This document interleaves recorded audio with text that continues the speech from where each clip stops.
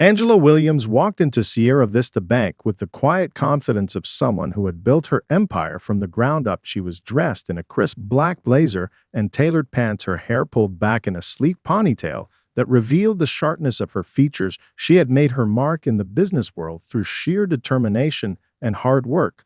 But today she wasn't here for any grand meetings or high-level negotiations today. She was simply here to cash a check from one of her companies, something that felt almost trivial in comparison to the deals she usually closed.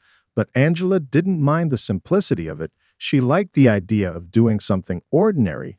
Just for a change, she stepped up to the counter where Gregory Bennett, the bank manager, stood greeting her with a forced smile. Gregory was in his early 30s, sharp in his black suit, but there was an arrogance in the way he held himself, a certain air of superiority that Angela had encountered before in people who had never quite dealt with the kinds of challenges she had faced. Gregory gave her a polite nod without looking at her too closely as he accepted the check and began to run it through the system. Angela had always been aware of how she was perceived by people like Gregory. She had grown accustomed to the silent judgments made based on her appearance. She was a black woman, and that often meant she had to work twice as hard to earn the same respect as others. Her skin tone and gender were something people like Gregory would glance at and make assumptions about without truly knowing her. She had spent years breaking through barriers just to get to this point, but as she stood there waiting for him to process the check, she couldn't help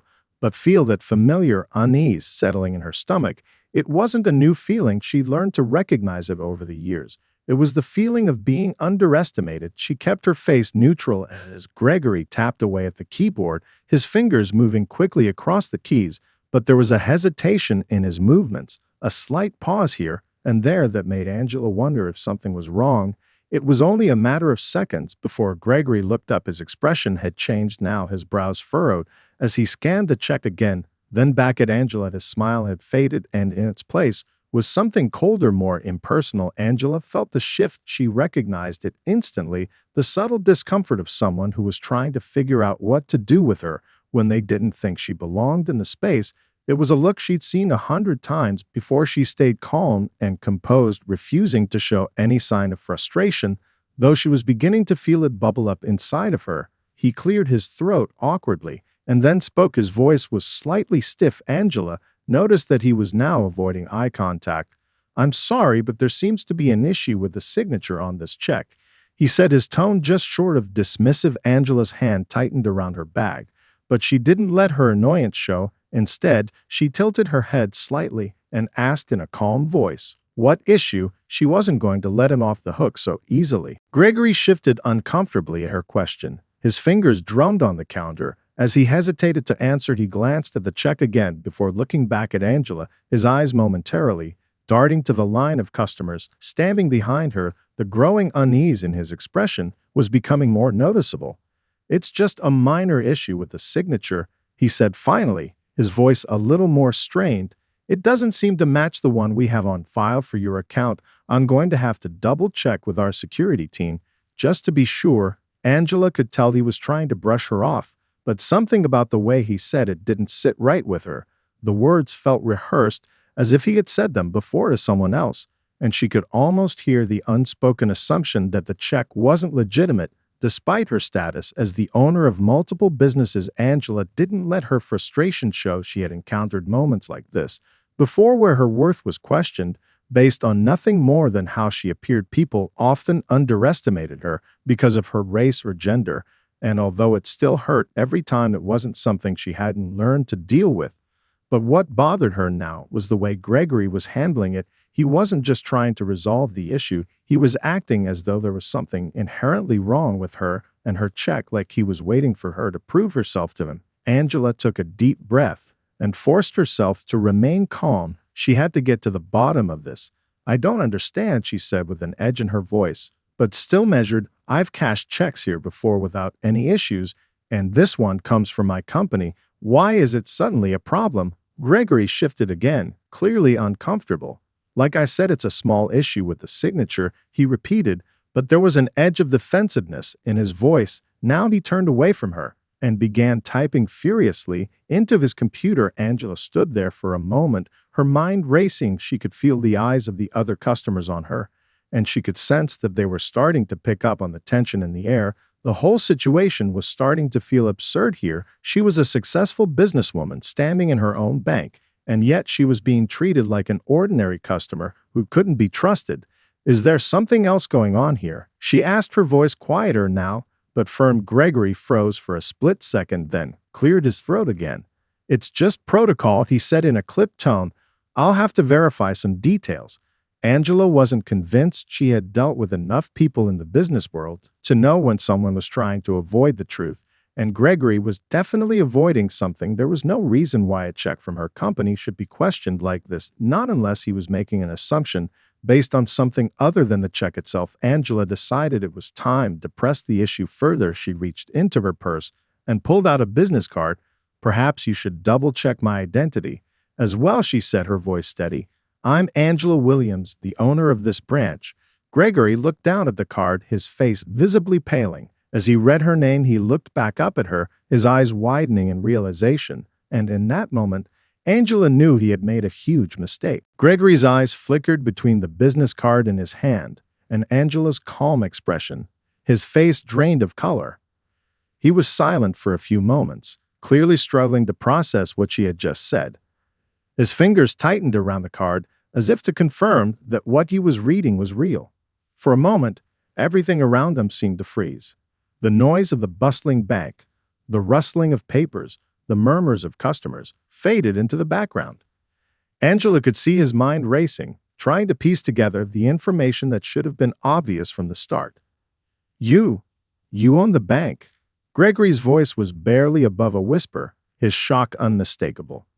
Angela's eyes didn't leave his face as she nodded slowly, her gaze steady. Yes, Gregory, I own Sierra Vista Bank. There was a beat of silence, and Angela watched as the bank manager stumbled through his thoughts. His previous composure had completely evaporated, replaced by a mixture of embarrassment and disbelief.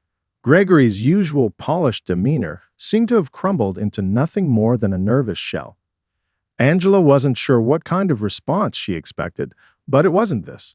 Gregory looked flustered, like a student caught off guard by a pop quiz he wasn't prepared for. He glanced at the other customers who had been observing the exchange, their curious eyes now fixed on the two of them. Wait here, Gregory mumbled, turning abruptly and walking toward the back office. Angela wasn't sure whether to be amused or irritated by his hasty retreat.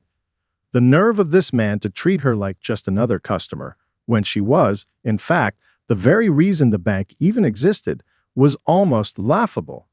She stood in silence for a few minutes, her arms folded as she waited for him to return. She couldn't help but think about the countless times she had faced similar situations throughout her life. People assuming she didn't belong, that she wasn't capable, that her place in the world was somehow lesser because of her appearance.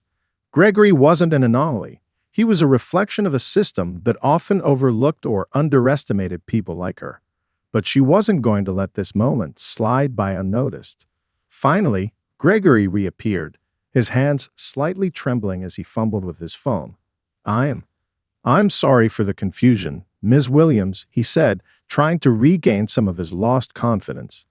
He looked almost desperate to make things right. I'll need to confirm your identity with our headquarters, just to be sure, he added, though his voice lacked the authoritative tone it had earlier. Angela raised an eyebrow but said nothing.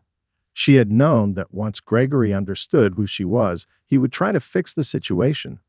But she wasn't interested in rushing to resolve this on his terms.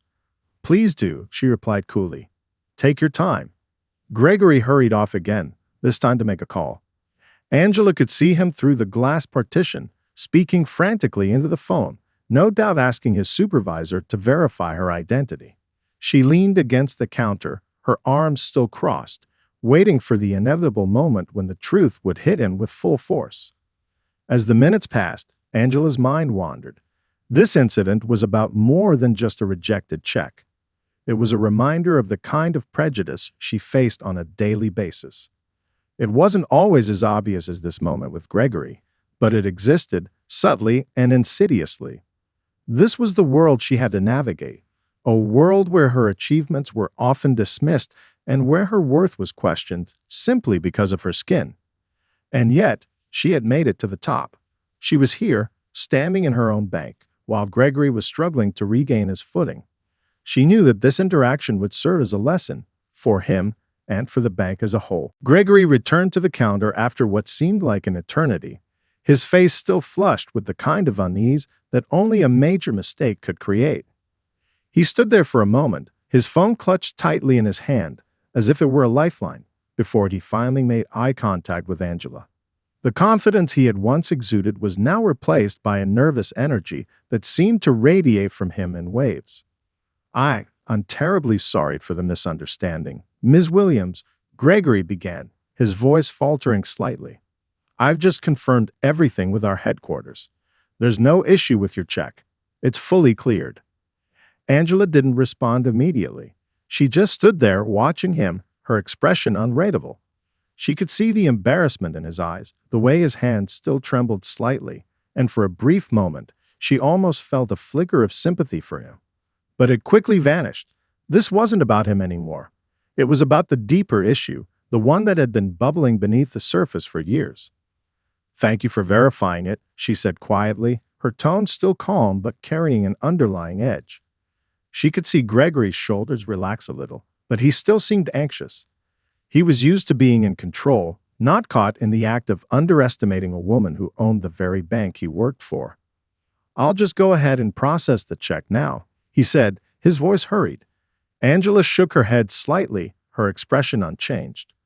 No, Gregory, she said, her voice firm now. I think we need to talk. Gregory looked up in surprise, not sure what was coming next. He hesitated for a moment before nodding slowly, unsure of how to respond. Angela motioned toward the back office with a small wave of her hand. Come with me, she instructed, walking toward the office where they could have a more private conversation. Gregory, clearly unsure of where this was going, followed her in silence.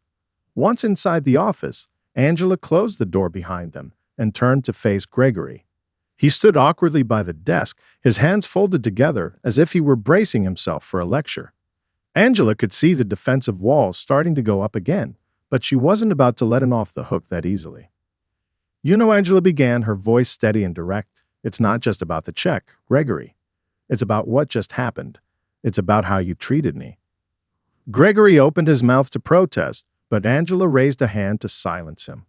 I don't want your apology right now. I want you to listen, she continued. What you did wasn't just an honest mistake.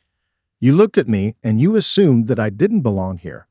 You assumed that I was just another customer with a forged check, someone who didn't have the kind of business standing that would warrant a proper level of respect.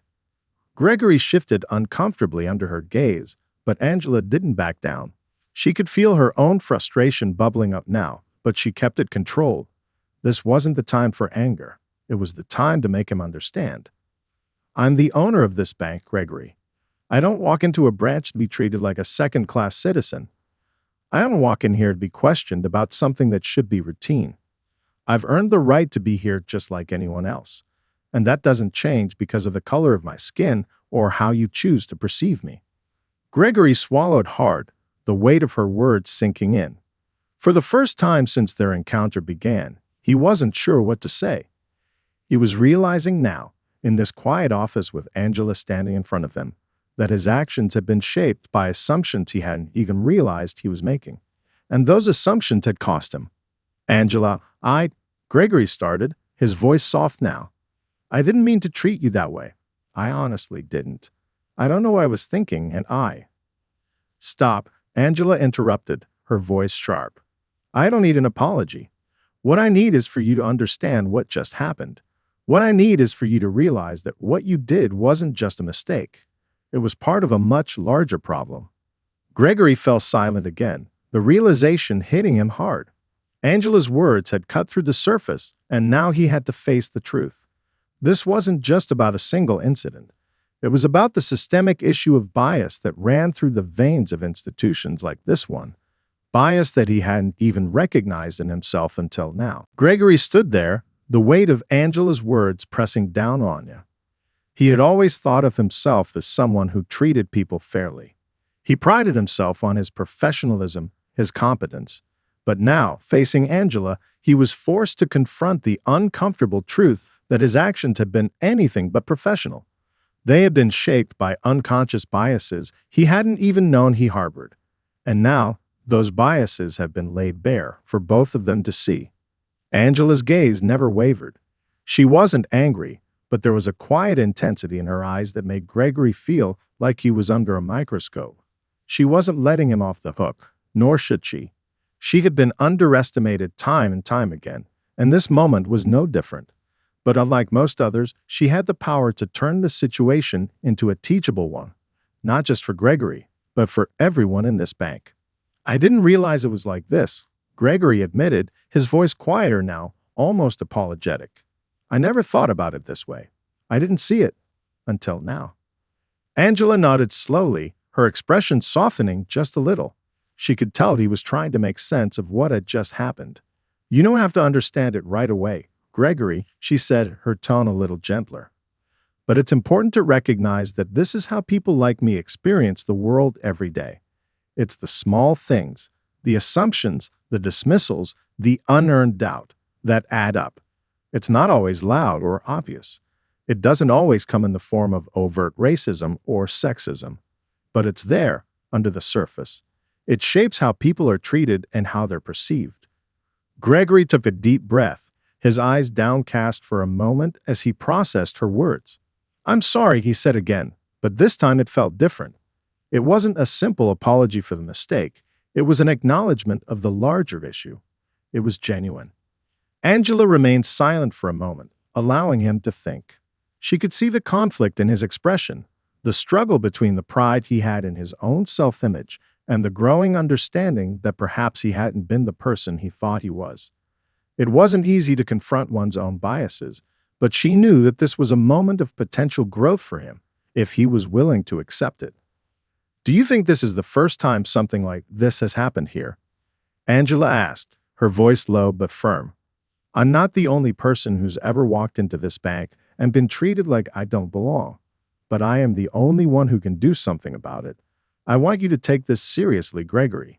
I want you to recognize that your role as the bank manager means more than just approving transactions. It means setting the tone for how everyone is treated, regardless of their background. Gregory nodded, his face serious now. I understand. I won't forget this, he said. I'll make sure this doesn't happen again. Angela studied him for a long moment before speaking again. It's not just about me, Gregory. It's about all the customers who come in here and don't have the same voice that I do. It's about the people who are overlooked or undervalued, who get brushed aside because someone like you assumes they're not worthy of respect. It's about you recognizing your own biases and doing the work to change them. It's about you using your position to create a more inclusive space. Gregory looked up at her, his eyes clear now. He was no longer defensive. He wasn't trying to explain away his actions. He was listening, truly listening, in a way that he hadn't before. I want to do better, he said quietly. I really do. Angela nodded, satisfied. Good. Then let's start with today. I want you to think about what we've discussed and make sure you're holding yourself and everyone here to a higher standard. This isn't just about checking off boxes or saying the right things. It's about changing the culture here, and it starts with you. Gregory stood a little straighter now, as if he had been given a new sense of purpose. Angela could see the shift in him, the beginning of a transformation. This wasn't just about a rejected check or a single instance of bias. It was about making real change, about understanding that the work was ongoing and never finished. Angela gave him a small nod. I'll be expecting to see the results, she said. Now, I think we're done here. Gregory smiled weakly, his nervousness replaced by determination. You'll see, Ms. Williams. I'll make sure of it. Angela turned to leave the office, but before she stepped out, she paused. And next time, she said, her voice just a little lighter, maybe you'll recognize me a bit sooner. Gregory chuckled, the tension finally breaking. I won't make that mistake again. With that, Angela stepped out of the office and walked back toward the counter where she had started. As she left the bank, she felt a sense of quiet satisfaction. She had turned an uncomfortable situation into a moment of growth, not just for herself, but for Gregory as well. The road ahead wouldn't be easy, but today had been a step in the right direction. The next few days passed in a blur of meetings and emails for Angela. As the owner of Sierra Vista Bank, she had a long list of responsibilities to juggle, and while the incident with Gregory had been a significant moment, she had no intention of letting it derail her business. Still, the encounter lingered in her mind. She knew that change within the bank wouldn't happen overnight, but she also knew that sometimes one conversation could set the stage for something larger. Gregory had been quiet after their discussion. She hadn't heard from him directly since their meeting, but she noticed subtle changes around the bank. The staff seemed a little more attentive, a little more engaged with customers, and there was a new level of care in their interactions. She suspected Gregory had taken her words to heart more than he had let on. But it wasn't enough to just have him get it. She needed more. One afternoon, a few days later, Angela received an email from Gregory. It was brief but sincere. Ms. Williams, I've started working with the team to implement new training around customer interaction and unconscious bias. I've scheduled a meeting with HR to review our current policies and to discuss improvements.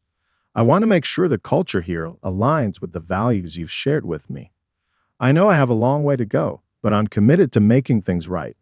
Thank you for pushing me to reflect on what I need to do. Regards, Gregory. Angela sat back in her chair after reading the message. She could feel a sense of relief washing over her. It was one thing to hear words, but it was another thing entirely to see action. Gregory was serious about the work, and that was the most important part. Still, Angela knew she had to follow up.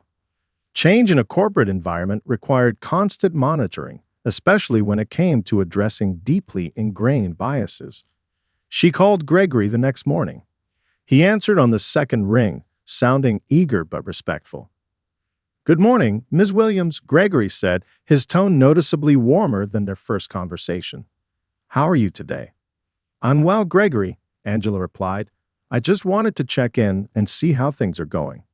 I read your email, and I'm glad to hear you're taking steps to address the culture shift. Can you walk me through what you're planning?" Gregory paused for a moment, as if collecting his thoughts. "Well, we've already scheduled the first training session for next week.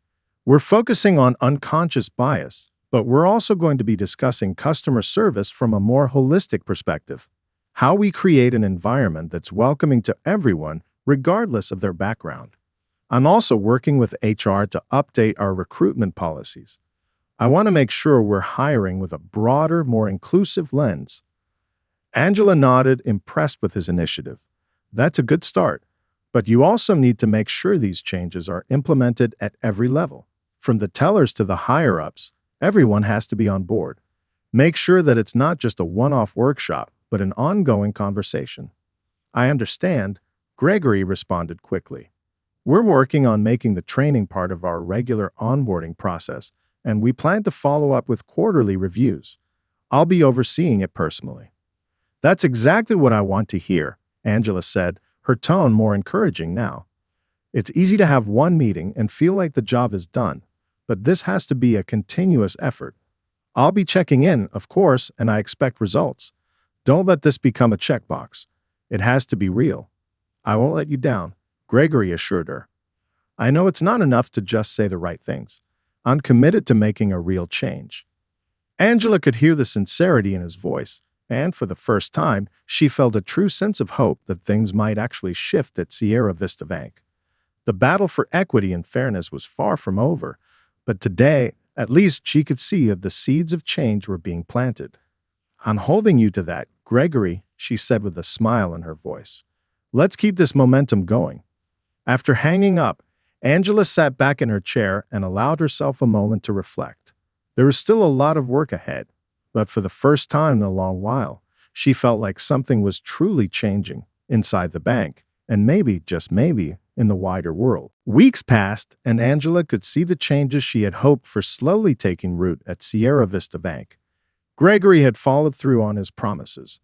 The new training program was underway, with a series of workshops designed to address unconscious bias, customer service, and inclusion. It was clear that he was taking the task seriously, and Angela felt cautiously optimistic. However, she knew that change in a corporate environment didn't happen as quickly as it did in one conversation. There would still be challenges ahead, but this was a solid first step. One morning, Angela decided to pay an unannounced visit to the bank to see how things were going. She had been in and out of meetings all week, and the sight of her bank felt oddly reassuring. As she walked through the front doors, she noticed the difference immediately. The atmosphere felt lighter, more welcoming. The tellers were engaging with customers in a way that seemed more genuine, more attentive.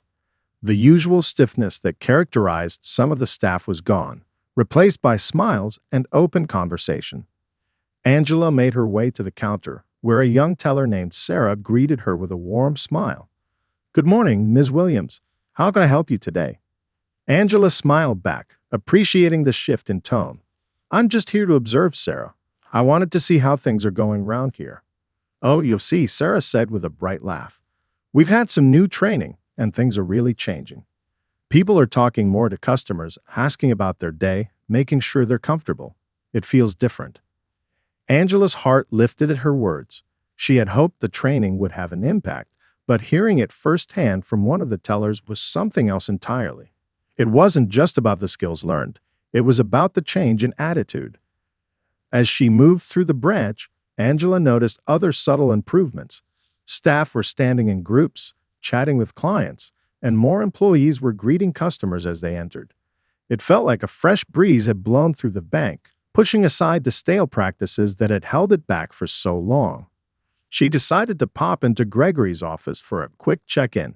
She knocked lightly on the door before entering, finding him at his desk reviewing some documents. "Morning, Gregory," she said, walking in with a smile. "How's everything going?" Gregory stood and shook her hand, his expression reflecting both pride and determination. "Morning, Ms. Williams. It's going well. We've had positive feedback from staff and customers. The team's been more engaged. We've also added new elements to the training program. It's still a work in progress, but we're seeing results." Angela looked around his office, noting the various papers and notebooks stacked neatly on his desk. He had clearly been putting in the work. "I can feel the difference just walking through the branch," she said. "It's encouraging to see, but how are you feeling about the next step?" Gregory's face grew thoughtful. "We've got more to do. There's still the issue of representation. We're working with HR to ensure that our hiring processes are more inclusive. We need a team that reflects the community we serve, and we're looking at our leadership development programs to ensure that we're fostering talent from within." Angela nodded in approval. "That's exactly what I wanted to hear. This can't just be about improving day-to-day interactions. It has to extend into how you hire, promote, and give opportunities." "I agree," Gregory said, leaning forward in his chair. "And I'm committed to making sure that happens. But it's going to take time, and it's going to take everyone's effort. It's not just my responsibility, it's all of ours." Angela smiled, satisfied with his response. "I'm glad to hear it. I know this isn't easy, but you're on the right path." As she turned to leave, Angela paused for a moment at the door. "And Gregory?" "Yes," he asked, looking up. "Keep me in the loop. I want to know how things are progressing," Angela said. "The work we're doing here isn't just about policy changes. It's about building something that lasts." He smiled, more confident now. "You'll be the first to know." Angela stepped out of his office, feeling a renewed sense of purpose. The journey wasn't over, but for the first time, she believed that the bank could become a place of true change. The work was hard, and it would take time, but the seeds had been planted, and sometimes that was all it took to begin creating something lasting. Several months had passed since Angela's initial confrontation with Gregory, and the changes she had hoped for were becoming more evident every day. The bank's culture had shifted, moving from one of unconscious bias and indifference to one of inclusivity and active engagement. Staff interactions with customers had transformed into conversations that were not just transactional but personal, a deeper understanding forming between the bank and the community it served. Angela had been closely monitoring the progress, but it wasn't until the bank's annual review meeting that she realized just how far they had come. The large conference room was filled with key staff members, including Gregory, HR representatives, and the department heads. They had gathered to review the past year's performance and plan for the future, but today's agenda included something more important: how the new values were being implemented across the organization. Gregory stood at the front of the room, a PowerPoint presentation behind him. His demeanor had changed since their first meeting. He was no longer nervous, fumbling for the right words, but confident, standing tall as he addressed the room with a calm authority. Angela watched from her seat at the back of the room, her gaze steady. She had seen this transformation in him, and it was clear that his leadership had made an impact. "Good morning, everyone," Gregory began, his voice clear and focused. "Today, we're going to review the progress we've made in cultivating a more inclusive, customer-centered environment here at Sierra Vista Bank. We've taken some important steps forward, but we also recognize that there's still more work to be done." He paused for a moment, scanning the room before continuing. "First, our customer satisfaction scores have seen a significant improvement. We've received positive feedback from many of our regular clients, especially regarding the way our staff now interacts with them. They've noticed that we're taking extra steps to ensure everyone feels welcome, regardless of background. Our most recent surveys show a 25." Angela stepped away, watching as Gregory returned to his team. She had seen the potential for change in that small, uncomfortable moment months ago, and now, seeing the results, she felt a sense of hope she hadn't fully expected. It wasn't just about one person or one conversation. It was about creating a ripple effect, where change spread beyond the walls of the bank into the community it served. As Angela left the meeting and walked through the lobby of Sierra Vista Bank, she felt a quiet satisfaction. The work wasn't over, but they had crossed an important threshold, and for the first time in a long while, she truly believed that the world, starting with this small corner of it, could be better.